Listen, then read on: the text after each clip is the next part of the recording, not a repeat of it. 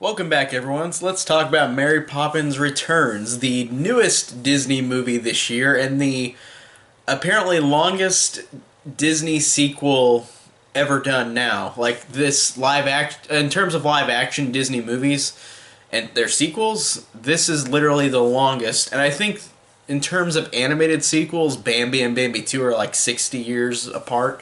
But in terms of live action, Mary Poppins to Mary Poppins Returns is now a 54-year difference in the original and the sequel being released, which is a really cool thing. Um, Going into Mary Poppins Returns, I really was interested to see what I was going to think of this because I truly love the original Mary Poppins. I grew up with it, seen it many times. I watched it on VHS so many times as a kid. I loved everything about it. I loved the songs. I loved the humor. It was so funny. I love the everything about the original Mary Poppins. I think it's an incredible movie. Truly blows me away. Even watching it now, in my review I just did, I rewatched it. So check that out. But I loved rewatching it. I think it's an incredible movie. And going into Mary Poppins Returns, I was excited. Even though it was a different, it had all different actors in it, that in a way where I just felt like this could go wrong too. But coming out of Mary Poppins Returns, I really love this movie. I thought this was a great sequel. I thought that this really did a fantastic job of being such a different, but yet the same movie. This does follow the essential story of the first Mary Poppins movie, except for the fact that the characters are now in place of older characters. Like, for example, the character Michael and Jane, the kids from the first movie. Michael is now the character who is the dad character. He now has kids, and it plays to where there's a tragedy in the family, and Mary Poppins returns and comes back to them, to the Banks children, because they needed help again, and they didn't even ask for it. She just comes down, and I like that. I like that this nanny, this magical nanny, comes back and is just there to be there for them, and I love that. And speaking of all these performances that are not from the original, not actors from the original movie, I thought that every actor in this movie was a great choice. Every big actor. Emily Blunt truly is actually fantastic in this role, and I liked how she tried to not mimic Julie Andrews. Like she did, like in a way, she has to say things that refer to Julie Andrews in the first movie because she's still that character. But the way that she reacts to things, the way that she's stern, she's a little more stern than Julie Andrews was in this one.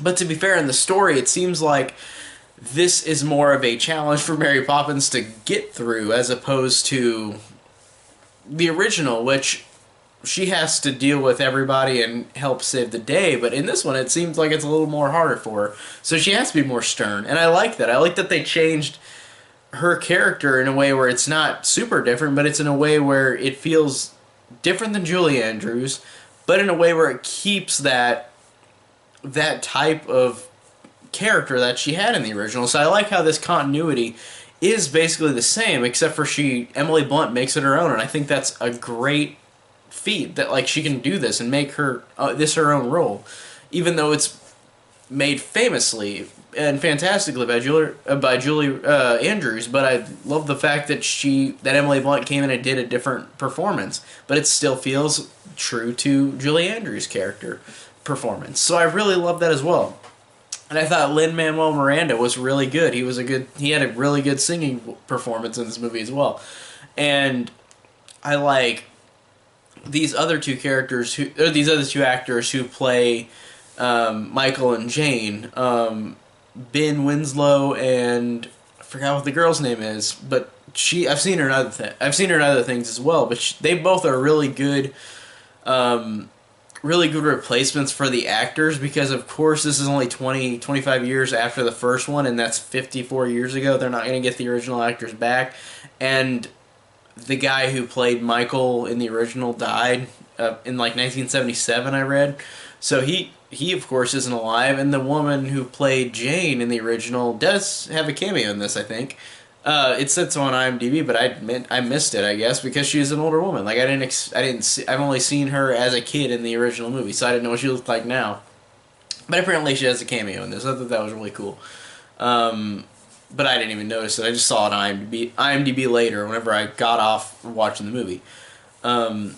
So all the actors, the big actors, are really great, and the actors that, if you didn't see the trailers or like the TV spots, don't, because they do ruin like a couple big actors who are in this movie that they don't really mention in much in the other advertising, and I liked seeing all these other actors in this movie that were really good, and they did a really cool job. Like, I don't want to mention who these big actors are, but just these bigger actors who have been in these types of movies, and I liked seeing them in this movie. That's really cool, and I liked having that surprise going into this, even though I knew one actor or actress in particular was in this movie from a TV spot, which I didn't want to see, but they ruined it. But whatever, I still liked the surprise whenever the movie happened.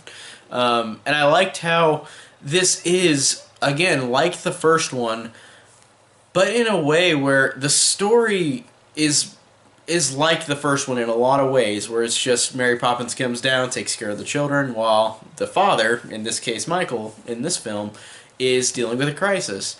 And I like that she takes the kids out, she takes them and teaches them lessons, and they have, and again, like the first one, this does a fantastic job at being unique and imaginative, and just with such beautiful imagery, with CGI that's really good, and with hand-drawn animation like the original one that's just really cool. And this is the last theatrical release Disney film since Winnie the Pooh in 2011 that has used hand-drawn animation, which is sad because CGI took over, even though, or 3D animation took over. And even though 3D animation is great, I do miss seeing 2D animation, especially growing up with it, especially seeing the detail and how much of a struggle it is to make hand-drawn animation. And I love how so much effort is put into hand-drawn animation that we don't see it much nowadays, and it's really unfortunate. It's all 3D animation, which is fine, but it's such a cool thing to see, and it's sad that it feels like a relic of the past now with 2D animation. Like there's barely anything on any major movie or TV shows. It's usually just computer animation. So it's unfortunate, but I love the fact that they brought back hand-drawn animation in this, and it plays perfectly true to the original one, with scenes for 2D animation as well, with blended in with the real-life characters and performers. So I love that as well, and I thought really just everything about this movie was everything that I felt like the sequel should be, even though it did fall very close to the original one. They did a lot of things, like they have the basis of like, this is the basic story of the first one, but they do so many fun and inventive things like the first one that it feels like it's its own thing, even though it is the story of the first one basically, just with character roles reversed, which is totally fine, and they did it cleverly enough to kind of hide that fact. Like, for example, Lin-Manuel Miranda's character Jack is not he is, like, if you just watch from the trailer, you would think that he is basically Dick Van Dyke's character Bert from the first one, and you could say it's kind of a copy, but I don't know, like, the performance gave such a genuine, like, fun to it that I didn't care, like, that they did the story kind of the same like the first one with, and I mean, he's got a different profession, it's not the exact same thing, but it is very similar to Bert, and it's like that, and the story is basically close to the same as the original. It's like I said with Roseverse, but still, it was so entertaining and so unique and so fun and so inventive that I didn't care. I thought that this was a very, very good sequel, and I don't love it as much as the first one, but how can you top the first one? The first one is an incredible classic. This one is a very, very great sequel. it is truly a really, really fantastic sequel, and I loved almost everything about it. Like, I don't have any major complaints at all. I just think that the first one is incredible and it's the best one, but this is a very great sequel, and I really did love it a lot. Um, Loved all the performances, loved all the music. Even though this is the first time I've heard the music, it might grow on me more, but I thought it was great. But I feel like it's going to grow on me later in life than like the first time I watched it, because I don't think the first Mary Poppins did that either. The first time I watched it as a kid, I watched it many times, so then I grew up with the music and learned a little bit more.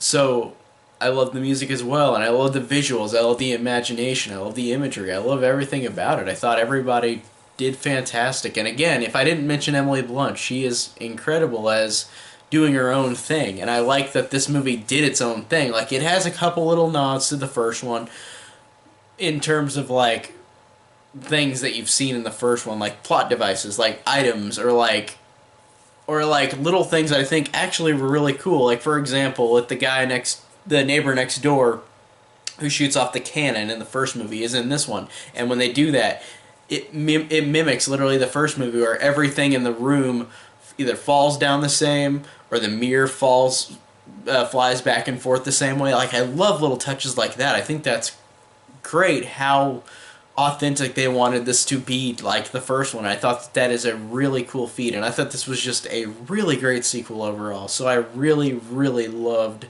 Mary Poppins Returns. A really great sequel that was worth 54 years of waiting. So, if anybody saw it in 1964. I didn't, of course, but I grew up with it as a kid. So I really am glad I saw this. So this was a great night at the movies. Thank you guys so much for watching. Tell me down below what you think of Mary Poppins Returns. And thank you so much.